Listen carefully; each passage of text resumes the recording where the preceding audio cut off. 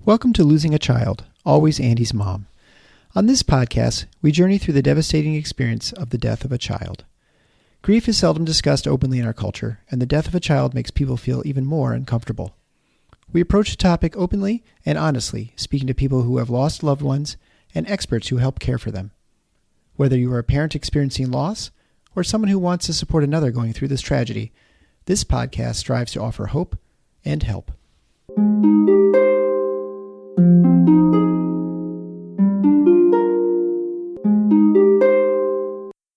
Welcome to episode 122 of Losing a Child, Always Andy's Mom.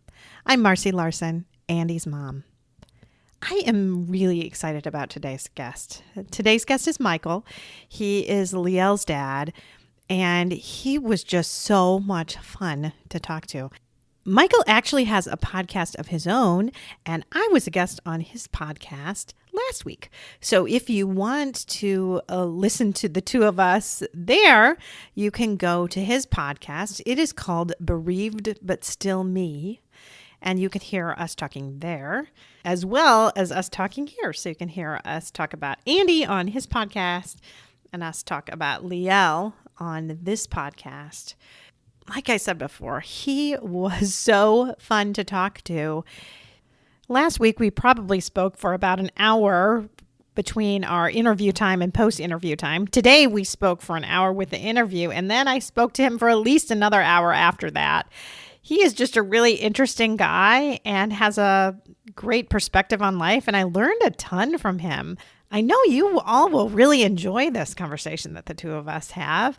I actually plan to have him on again at some point in time, just because I feel like he has so many different perspectives to talk about.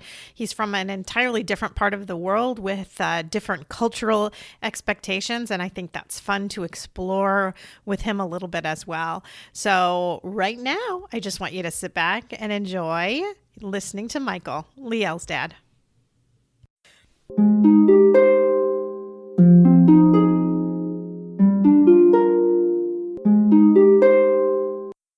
Thank you so much for joining me today, Michael, on the Always Andy's Mom podcast. It's my pleasure to be here. Yeah, I'm excited. It's fun that I am having a lot of people from all over recently. So that's nice. I know people have been asking. I think I just had somebody on from Australia. I've got somebody on from Australia next week as well. And so now you are joining us from Isreal. That's right. That's right. So again, we've got the big time difference, but not quite as much as last time with my woman from Australia. That was my room was dark and hers was bright and cheery. It was about twice the distance. Yeah. I know, it is. It is. So you're like close. You're like a neighbor now. Mm-hmm. 7 hours. Yeah. So why don't you start out just by telling us a little bit about your daughter, Liel, maybe starting out by even that beautiful name that she has. I am going to tear up. Liel means God is with me, Liel. And not the most common of Hebrew names, but you notice a lot of names end in L. Michael, Michael, Gabriel, they all end in L. That's Daniel? Calling on God's Daniel.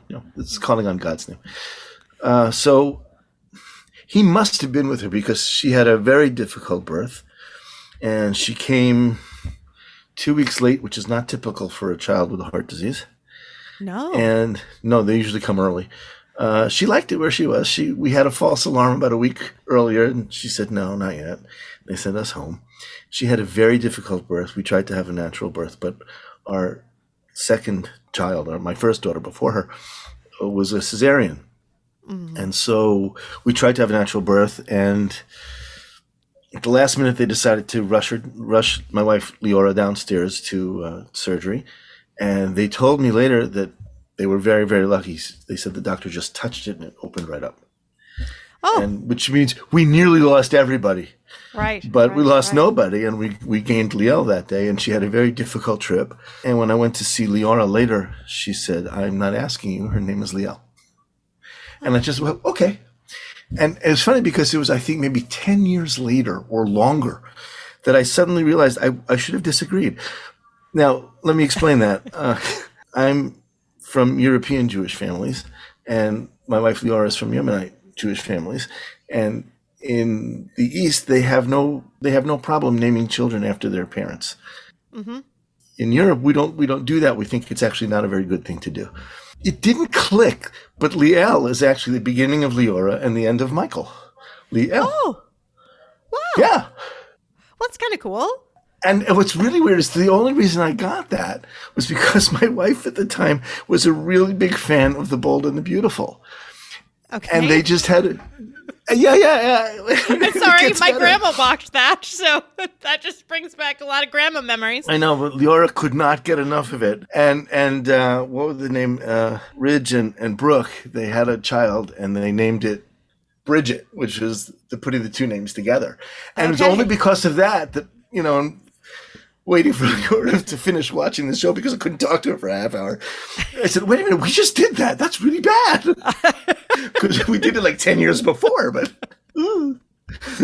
That is so funny. But it's a beautiful name, and everybody thinks it's okay. It is a beautiful name. It is. Yeah. I love it. I love it. And it means God is with me, and he surely was, because for all her trials and tribulations, she was a very happy kid who almost never was upset. Mm-hmm. It's remarkable. Let me tell you a little bit more about her. She was born with double outlet right ventricle, which is a very complicated heart. Basically, it means that the aorta, was on the vessel that carries the blood out to the body, was on the wrong side of the heart. Mm-hmm. So there's no way that blood is going to leave that heart and go to her body. So what happened? How did she live? The way the doctor put it, nature sometimes complements one defect with another defect that helps. And so she had a VSD, which was a hole in the wall. So the blood, the oxygenated blood, would spill over to the other side and find its way out. And you can live like that for not too long. So at age 2, more or less, they did the Rastelli procedure, which is they build a bridge to the VSD. They use the VSD to build a bridge, and the blood is now directed towards the aorta, and she has a 4-chamber heart that works. Mm-hmm. Unfortunately, they also suspected, and they were right, that the VSD over time tends to try and close itself. So absolutely, that is a normal thing that happens. Mm-hmm. A lot of times we monitor that. Right, it does, but it didn't close enough that it was going to, affect her. It wasn't dangerous, but it did start to close. So they had to widen that hole, the VSD, so that they could use it to draw the blood across to where it needed to go. And the danger of that is that the natural pacemaker of the heart is right there in that wall. Mm-hmm. And so to save her, they basically had to trade up to a different heart disease. She lost her ability to pace her heart. And so she had 100% heart block. And so she was awarded that same day a pacemaker at age 2. Yeah. Well, and it's interesting to see, somebody might say, well, why did they do that? But you can't actually see the spot that's pacing. So you don't actually know when you're in there where that location is. It's not like other things where you can say, well, this is the pineal gland and this is the thyroid. Right. And it doesn't look any different on the heart, but that is where the electrical impulses then come from. Exactly right. So that's why it can be easily kind of, nicked in a way. And they had damaged. No choice, right? Right. They said going in, it's very possible that we're going to need a pacemaker after this. And later they said, yeah, we kind of knew that anyway. I mean, they presented it to us as a possibility that we wouldn't need it. And so she was on the heart-lung machine 2 or 3 times when they were testing, right, during the surgery to see if she needed it. Whoops, she needs it. And then they put it in and, okay. That's a very, very short version of the surgery that she had, and nobody needs to go into it now. Right. So at age 2, she got her first pacemaker, and at around age 12, she got her second one. So that was pretty good. So that was her, and then we started noticing that she seemed to not hear very well. So we had her tested, and as it turns out, she heard only on one side, but that wasn't really the issue. She was diagnosed as autistic at around age 4. Okay. And truth be told, and with all great glory to the heart surgeons, autism was, I think, a bigger problem for her and for us than the heart. Yeah. The heart was pretty much taken care of. Right. We needed to keep her away from cell phones, but that was the only restriction on her heart. No medication, nothing. She was really very good. So that was difficult. And at around age 13, we found a place for her about 2 hours north of here where she could live and be taken care of better than we could do. And she was in a home situation It was 3 small apartments, all on ground floor, all in a nice campus. And there were about 21 kids up there, and there were lots and lots of help, and there were great people around them all the time. And so she went there, and she went there very happily. She really enjoyed it. She really, really did. Mm-hmm. And I know this because I used to bring her home every second weekend. And the second week, I think the second time she was home, we're having lunch on Saturday afternoon. She says, "When am I going home?" Oh. Now, she asked me that here at home, so I know she got it. Right. And that was nice. That was very nice. And while she was there, she developed epilepsy about 1.5 years. After she was there, she developed epilepsy. And everybody laughed. All the people up there said, "Hey, they don't always tell you this, but every second autistic kid when they hit puberty is going to develop epilepsy. And we know how to take care of it. It's just a question of balance. It's all chemicals. We got this." And it took her quite a long time to get balance, but she did get balance and everything's fine. And then one day they called us, "You got to come up here quickly. She's having a very long seizure. She's in the hospital." That never happened before. So I ran up there, stayed with her for a couple of hours. Everyone said, "It's fine, we can go home." And I did. And then about 3 weeks after that, I got a phone call. I was working the overnight shift. I got a phone call at about 6:15 in the morning. And I saw it was coming from the home. I knew something was up. Right. And they said, you got to get here as soon as you can. She's in the hospital now. She has a low blood pressure and a low pulse, but it doesn't look good. They were waking the kids up in the morning like they do every day, and they were showering, and they would shower a kid and then look in on Liel, and shower a kid and look in on Liel, and shower a kid, and Liel's turning green. Wow. Yeah, just like that. I mean, boom. Nobody's fault, just these things happen. The other thing that they don't tell you in epilepsy is that until about age 20, or now I find out actually maybe even 25, there's a thing called SUDEP, sudden unexpected death in epilepsy. I see you nodding. I am nodding. And interestingly, my regular listeners will have known that too, because we've had 3 former parents on the show whose children have died from SUDEP. Yeah. Mm-hmm. Well, our daughter's pediatrician is an excellent diagnostician, and she also didn't mention it because I guess there's no point in mentioning it. It just scares people uselessly. I think I've asked every parent if they wished somebody had told them that this could be a possibility, and every single one has said no. What would you say to that? I can't tell you. I don't know. Yeah. I do know if I had known, I would have been a nervous wreck every single day. Yes. And that I would never have been able to make the 2-hour drive home and back to her home if she was in the backseat of my car. And I think, this could happen at any moment. I'd probably explode. Mm-hmm. So I think I was better off not knowing, but I'm not sure if I would want to know. Right. To be honest, I can't answer that. Right. I can't answer that. I don't know. In any case, she was a wonderful diagnostician. And she called me that morning about some other matter completely. And I said, "Listen, I'm really, really busy right now. I'm heading up north. My daughter is... she's had some kind of seizure. It doesn't seem to be ending soon. We've got a real issue here, and I got to get up there fast." And she broke it to me. She said, "It sounds like SUDEP." And that's apparently what was happening. And she would have died very quickly, but they rushed her to the hospital.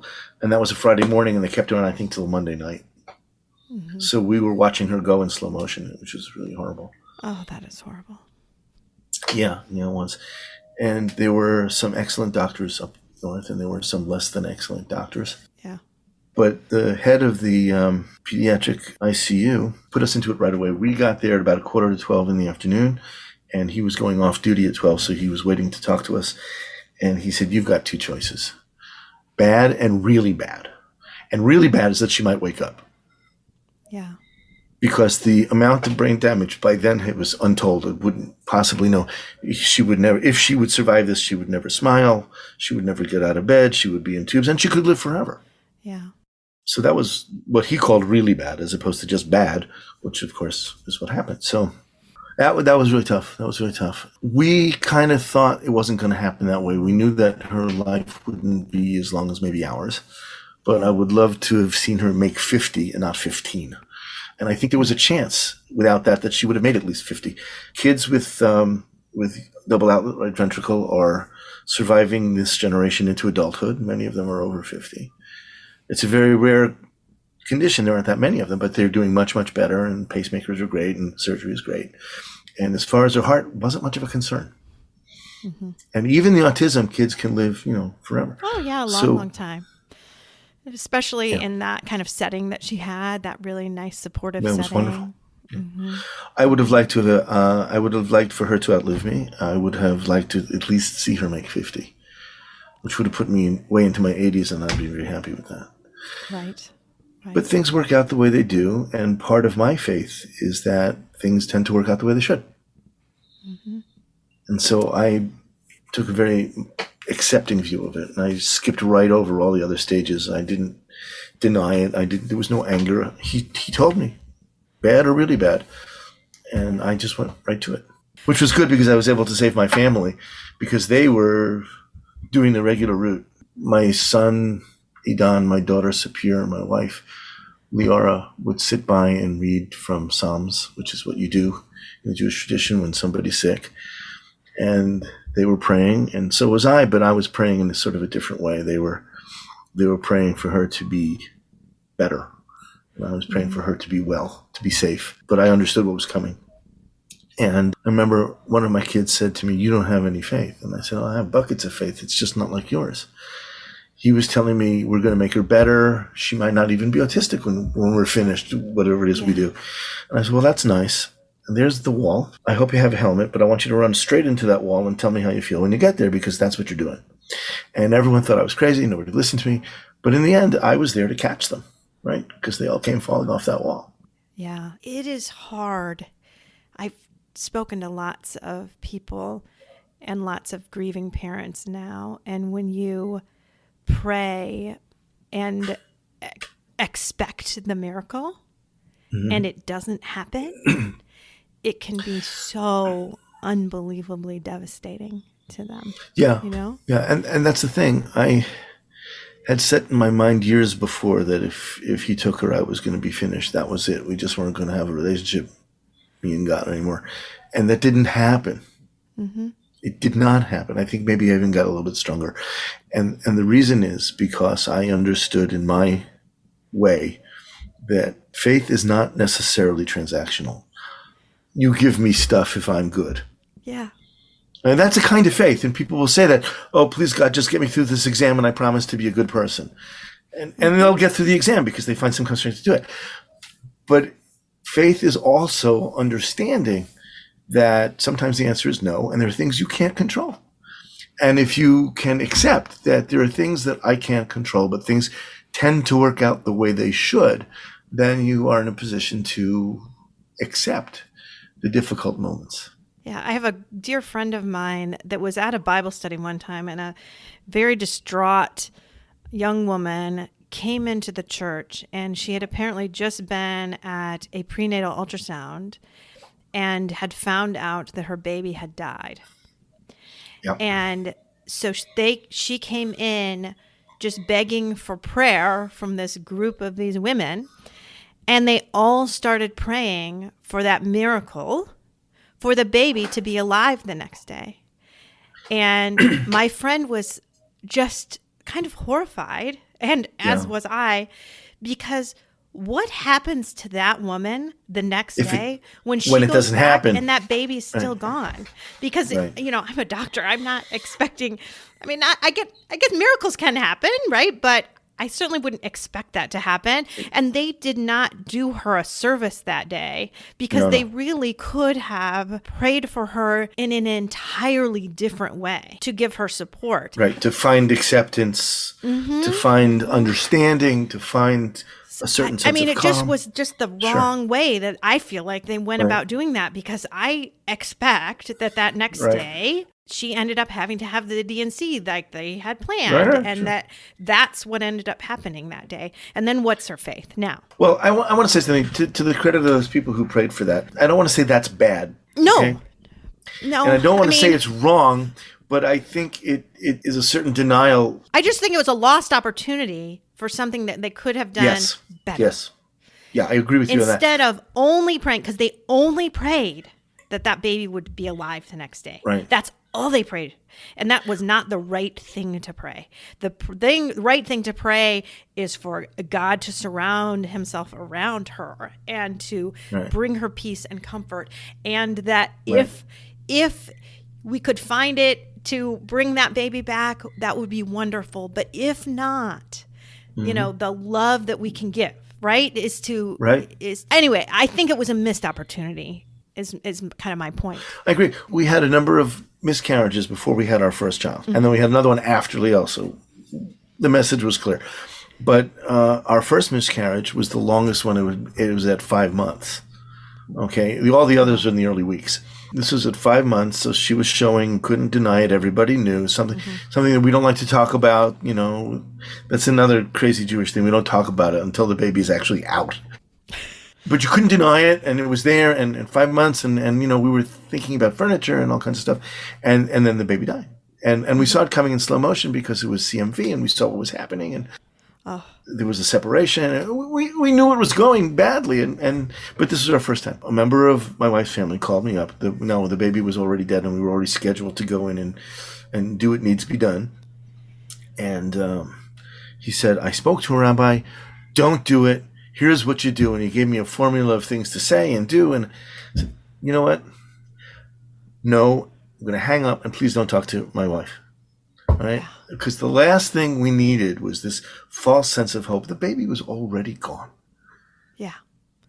Okay, so the kind of prayer that we needed, the kind of faith that we needed was something that brings us towards acceptance and not miracles. One of the things in Judaism is you're not allowed. It's wrong to expect a miracle. You can pray for a miracle. You can hope for a miracle. But it's wrong to expect a miracle. And if you do it, it is not going to happen. By definition, miracles are unexpected, right? Miracles are, wow, I didn't see that coming, right? Right. So a miracle is when the sea parts and a nation walks across the dry land. That's a miracle. If you know anything about having children, and of course, doctor, you do, it is such a complicated event. And everything has to go exactly right for 9 months. And then the delivery has to be perfect. The miracle is that anybody is ever born. That's a miracle. That's true. That's a miracle. So, again, I think my faith anyway is more about acceptance. I can't tell you that it's not transactional sometimes. Right, what my brother, the rabbi, calls foxhole faith. Clearly. Yeah, right. There are some days, like if, I was in a car accident and I'm thinking, just get me out of this. But in most cases, and one doesn't counteract the other. There isn't a right faith or a wrong faith. There's different kinds of faith. But I think in this case, and in the case of your friend, acceptance is a better way to go than trying to create a miracle. Or, it's not like they couldn't have done a little bit of both, right? I mean, that I think would have been the best scenario, because that's what, the woman came in because she wanted the miracle, right? That's why she came in. Yeah, but most humans can't provide that. Right. But that's why I think a little bit of a combo would have been a better choice at that point. I think you're absolutely right. And I think you're absolutely right. And I understand that. But I do think that, well, let me put it this way. My brother did an episode on Bereaved But Still Me, my podcast. And he did 2 episodes. And in the last one, we talked about faith. And he said in Hebrew, there's two definitions of faith. One is emunah, which is the faith that we know, which is more of a transactional. I believe in God, and God will therefore reward me and give me stuff. And then faith is also bitachon. Bitachon also means security.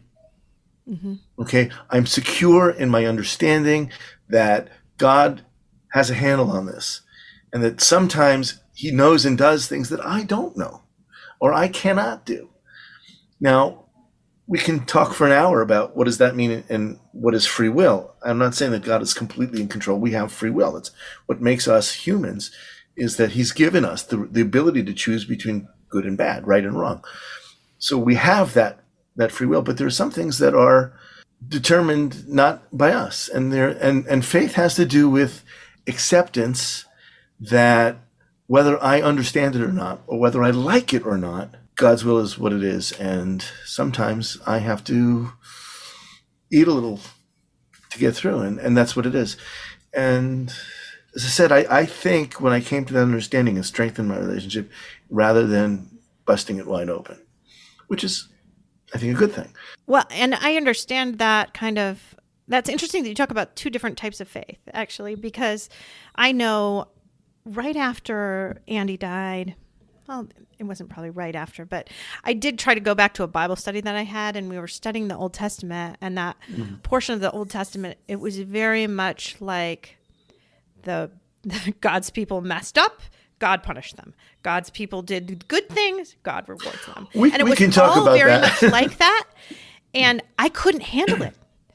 After Andy died, I had a very hard time with that because, and people have said, not to me, but people have said to people that I know when their child dies, well, you didn't pray hard enough.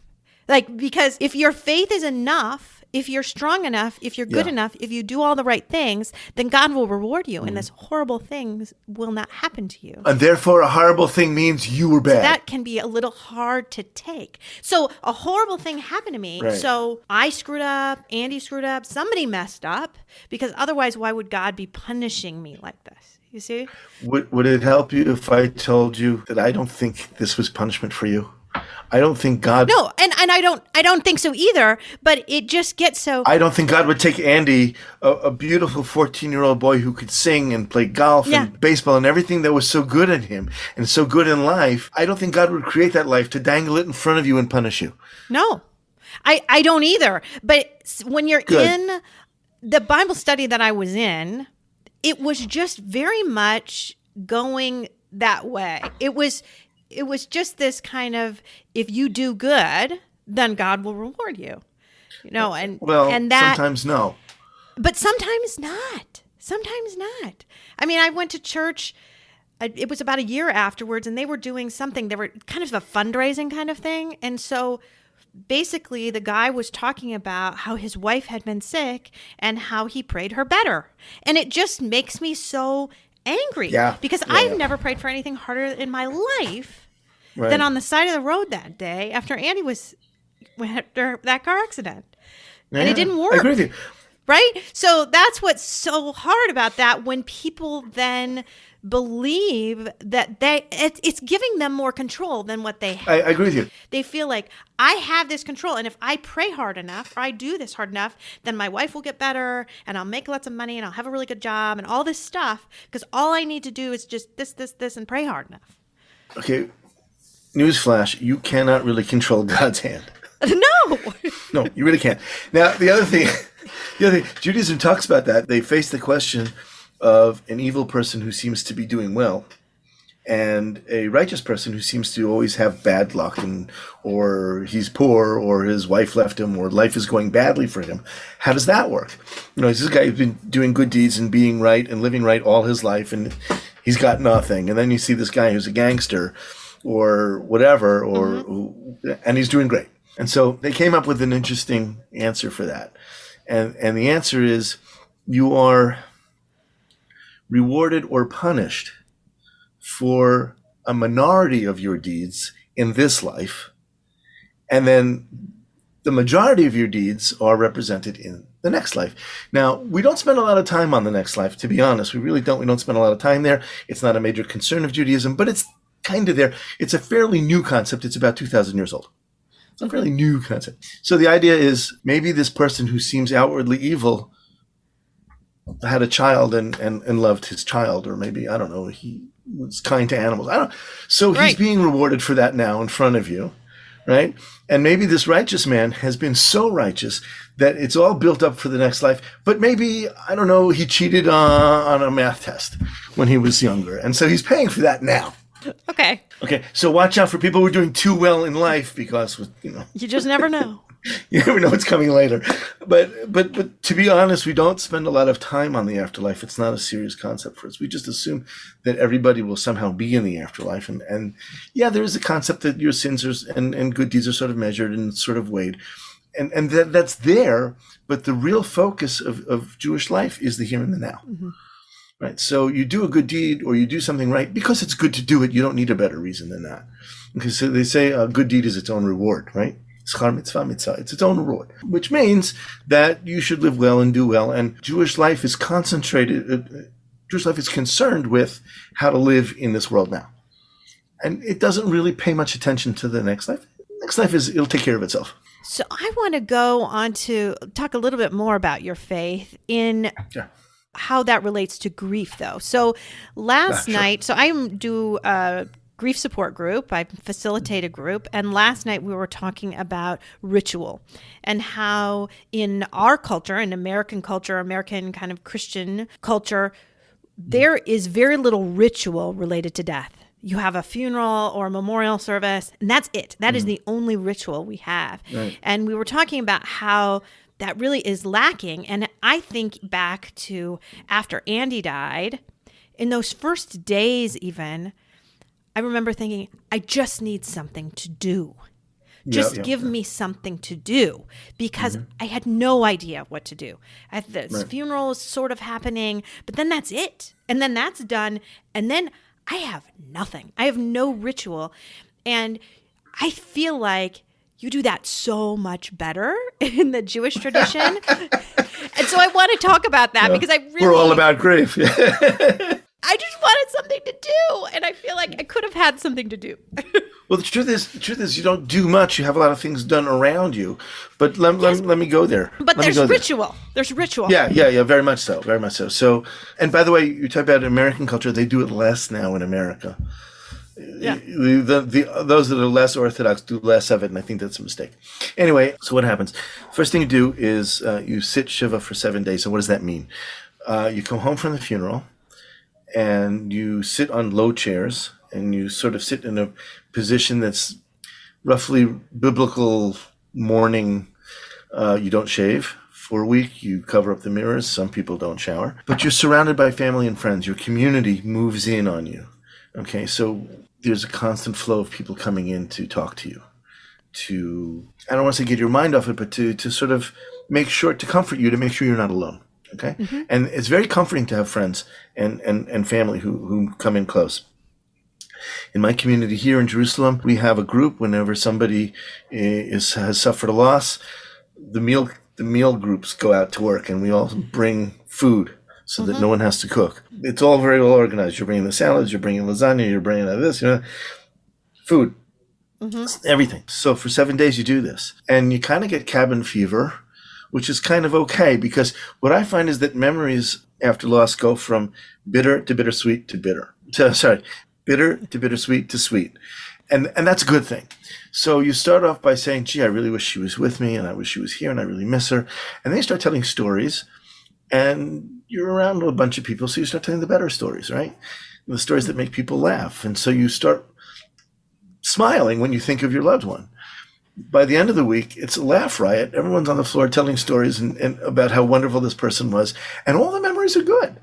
It still hurts for sure, but all the memories are good. So what you have, and this is only the beginning of the process can be much longer, but for 7 days, you are allowed to go as low as you want and feel as bad as you want to feel, but there's always people around you. And by the end of the week, it brings you back up. Okay. So it's very controlled, and it's very nice. A lot of people would ask me, it's one of the things you're really not supposed to ask. People would ask me, how you doing? How do you feel? It's one of the things you don't ask, but people ask it. So I'd always say, ask me on the 8th day, when you're all home, feeling good about having done a good deed for me, and I'm alone suddenly when the house had been filled yesterday and then today blank. Ask me on the 8th day how I feel, because then we'll know if it worked. Yeah. It's sad, but and I don't want to minimize the grief, but you have had 7 concentrated days where you got a lot of grief out. You let out a lot of pressure. You let out a lot of steam.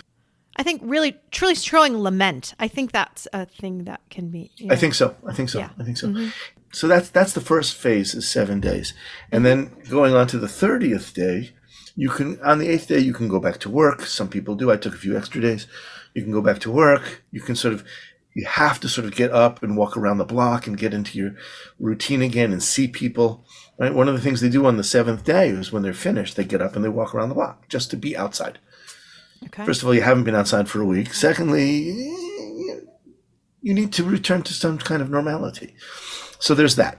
Then up to 30 days, the mourning period continues, and here there's some difference. In Israel, on the 30th day already, there's a stone, and we go to the grave and we reveal the stone. If you've been saying Kaddish, which is a prayer for mourning. I was going to ask you about that. Uh-huh. Yeah. In most cases, Kaddish ends on the 30th day. Okay. So if it's a sibling, if it's a child, it's 30 days. If it's a parent, it's 11 months. Okay. I don't remember why. I asked my brother about that. He gave it on my podcast, and he gave a really good answer why parents get more. I'm not really sure what the answer is, so I don't want to make a mistake here. And in the U.S., you don't reveal the grave until after 11 months. Okay. Maybe for a child, you would reveal it at 30 days. Maybe it just when Kaddish ends. I don't know. But I think, no, and in fact, no, because my father died here, and on the 30th day, we had, the stone was in place. But we continued saying Kaddish for 11 months. Okay. Anyway, so the general mourning process can take up to 11 months. It can be 30 days, depending on who it is. But it's a guided process that takes you through this emotional trip and lets you down easy. It brings you back to where you need to be. Now, of course, you're never the same.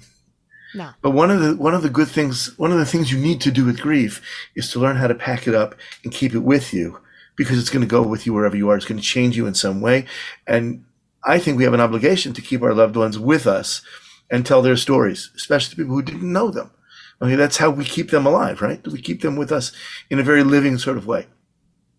But in order to be able to do that, if you've gone through a week of Shiva and 30 days of saying Kaddish, or in the case of a parent saying 11 months saying Kaddish, then yeah, I think you are better equipped for that.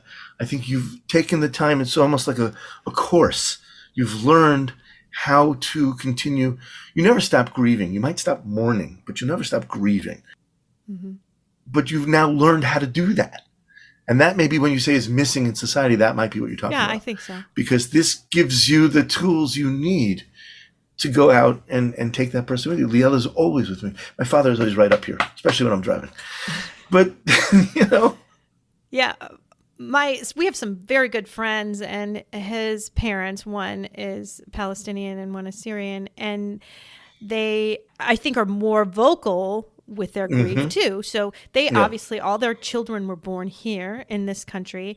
And when Andy died, so we're very close to them. I mean, to the point where we all went on a Disney cruise together. So nice. This family, his parents, us, and our kids. So our kids would, we'd go out to dinner and our kids would stay a little bit with his parents. So they were close.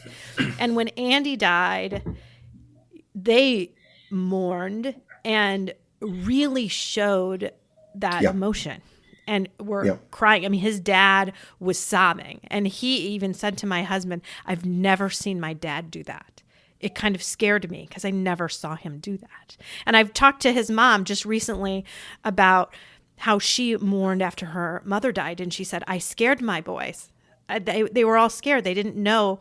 She said, I had to cry like that. I had to sob and cry like that. And she did that for, I think she said, probably close to a month. She felt like she would just get and sob. So they're Arabic, but they're Arabic Christians. So they're from the Christian tradition. But I think that being from the Middle East, they were much more able to just show that. And it's interesting that it kind of freaked their kids out, because their kids are just American, and they don't get it. Exactly. They haven't seen them really mourn in this way. But she said she felt like, even though she cried for a month after her mom died in that lament, that raw emotion, then she felt like even those days she would then just get up and just be more normal in her day and be able to do more, and that she felt like she wouldn't have been able to do had she just held it in. Right. It's interesting about the Middle East. As hot as the weather is, so run the emotions. Right? I mean, people see it in politics, but it's really kind of true. Everything is more emotional here. Everything is more out in the open. Everything is more. Nobody's really embarrassed to show their feelings. Men can cry here, and everything's fine. And I think it's healthy. I cry. If I cry at work a little bit, like just with somebody, a colleague, something comes up, I start to cry. What do? Oh, I'm sorry. Yeah. They need to what have I done? What have I done? Need to cry. You need to stop now. Hand you a Kleenex. Please get rid of those tears. No. Please, I wish you weren't so bothered my crying a little bit, because it's not bothering me. They think it's their fault. Yes. They think it's their fault. They think they've done something to you. They haven't. No. I mean, everything is a trigger. It could be anything. You know that. Yeah. In your own story, things. you know that. The littlest things. I think that's good. I think if more people got their emotions out, they would be better off facing the rest of us. Yeah. So, Well, and just having this conversation with these two people, they do feel like it was really helpful to them. And in some ways, I think it was good for their children to see that, to really see that and see that, okay, yeah, mom's doing that, but I guess she's really okay. I guess it's not that she's falling apart and we have to bring her to a mental hospital next month. It's just, that's just the way she's showing her grief and showing her emotion. I'll give you an example of that. My mother-in-law is from Yemen. She was born in Yemen. She came to Israel as a small child. When she gave birth to my wife and her twin sister, she was between two other women in the room. So she had a really difficult birth. She had two. She herself was not very large, and she was just exhausted. Yeah. And on the one side was, I don't know if she was American or European, but she was, what a wonderful experience. I saw this, and it was great, and a birth and a life. And on the other side was a Moroccan woman who was bleeding because she'd been beating herself and slapping it, because that's just the way they do it. And my poor mother-in-law didn't know where to put herself. What kind of place is this? I guess I'm sort of in the middle, maybe. Yeah, but it's like, and So what I want to talk to you about before we end up using too much time is we have to talk about your podcast and how that came to be, and just about what you do. Because I have to owe you an apology.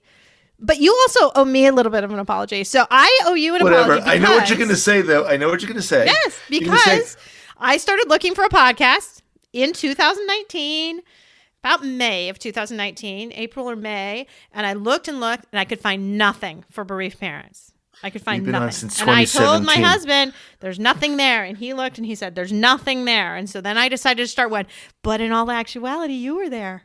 Yeah, but you owe me an apology because you were not easy to find, because you did not have a name like you do now.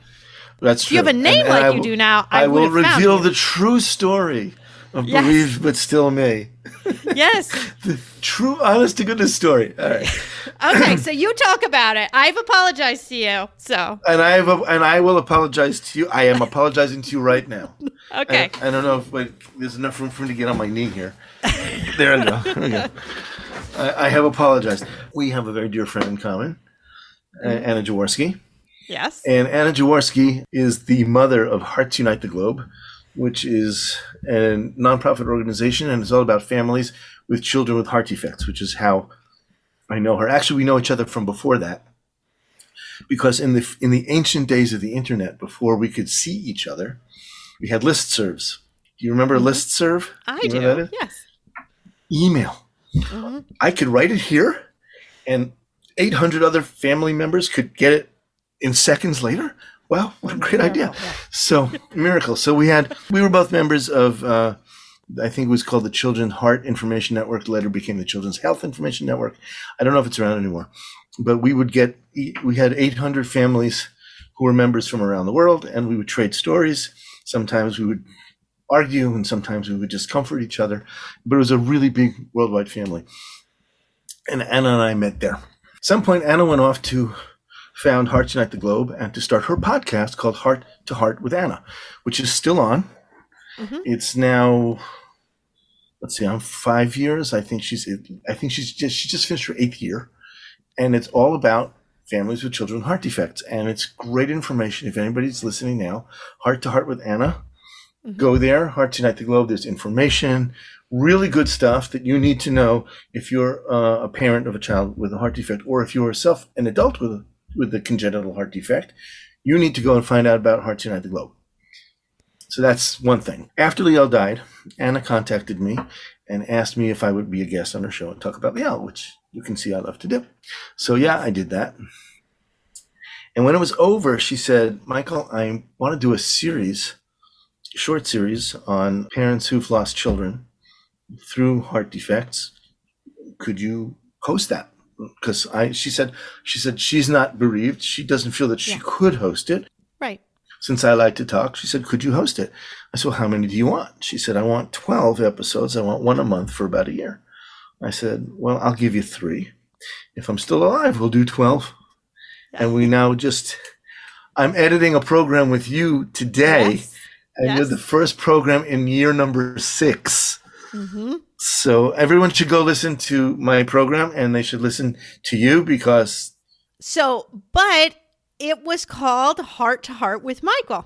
It was called Heart to Heart with Michael because Anna had this great idea that every show that Hug would produce would be called Heart to Heart with somebody. So there was Heart to Heart with Anna, which was the mother show, and then there was Heart to Heart with Michael, and then we had another one with two adults with congenital heart defect, and it was their name as well. It was always, everything was Heart to Heart.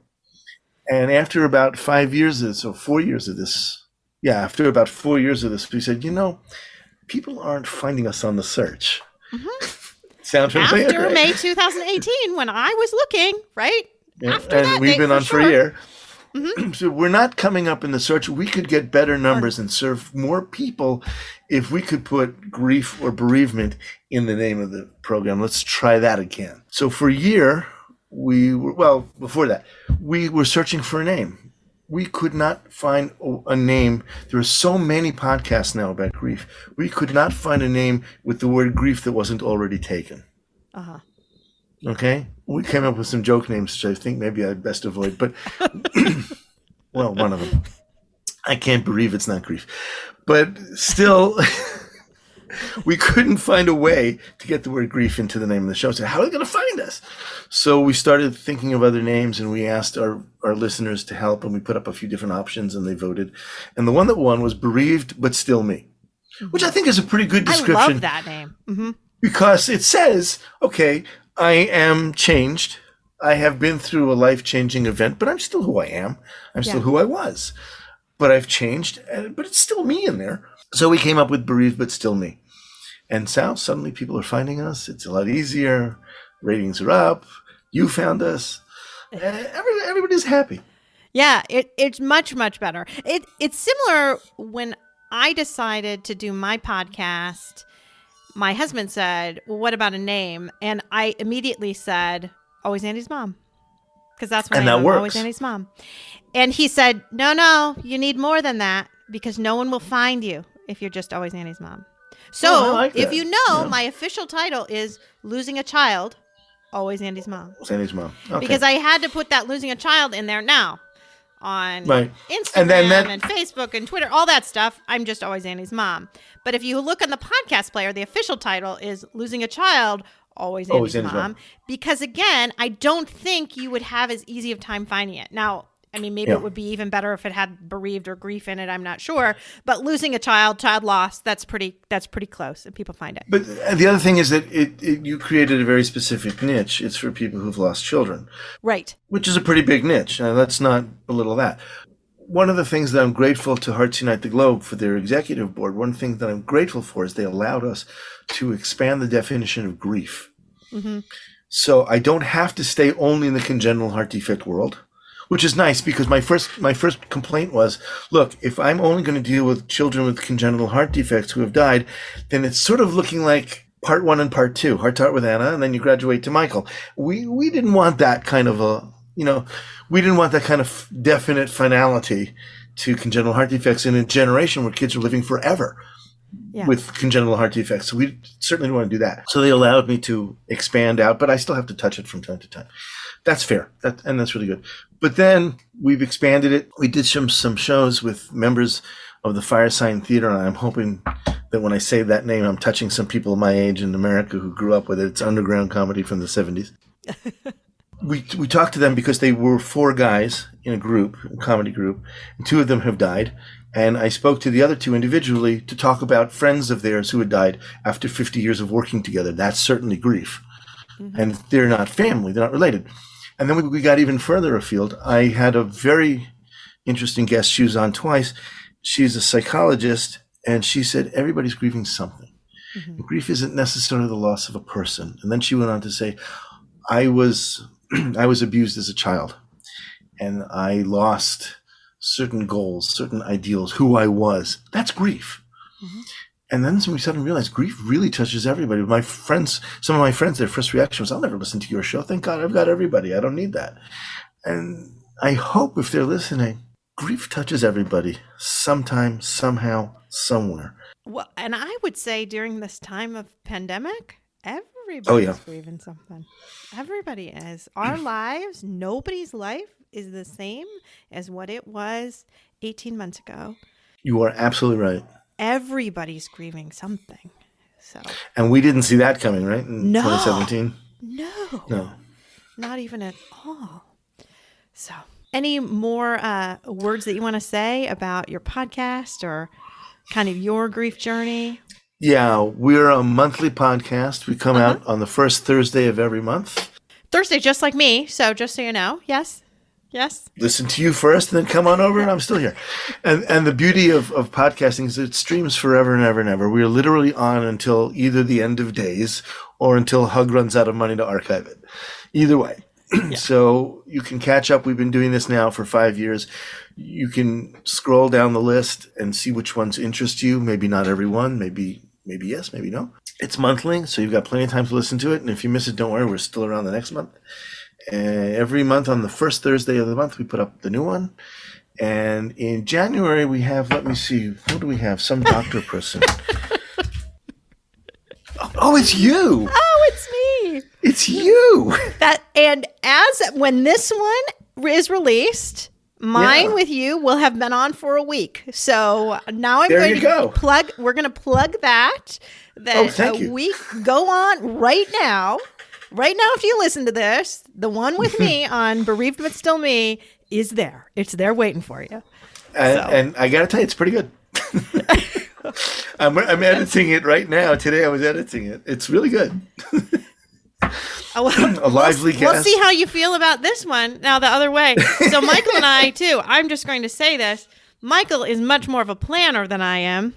That Michael likes everything sort of scripted out a little bit, and I think it's been bothering him that I am a little more freewheeling, and I just say we're just going to talk for an hour and not have it kind of figured out exactly what we're going to say. But hopefully you feel like it went okay today.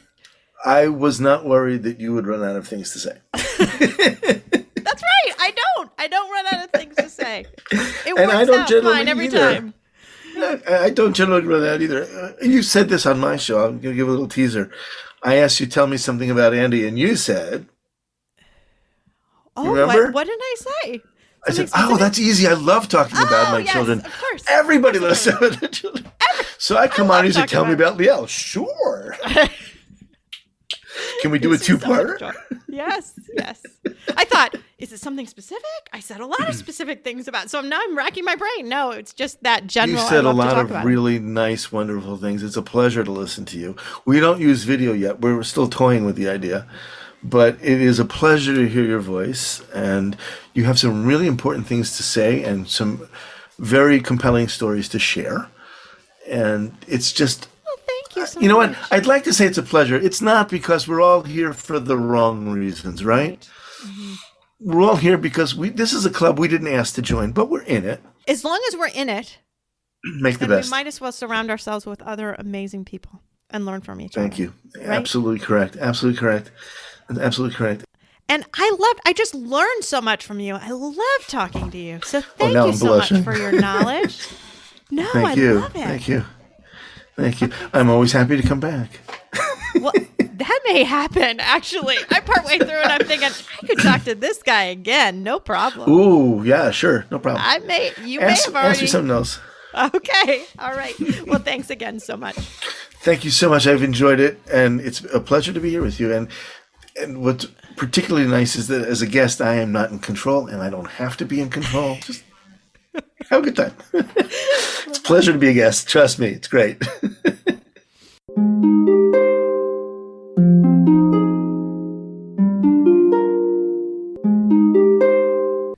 Thanks for listening to Losing a Child, Always Andy's Mom. Please subscribe to the show on your favorite podcast player. We are always looking for new show ideas. If you'd like to be a guest, know someone who'd be a great guest, or have a show idea, please email us at marcy@andysmom.com. Be sure to visit the webpage, andysmom.com, for more content, including Marcy's blog. There you can also sign up to receive updates via email. Together, let's work to inspire hope, one day at a time.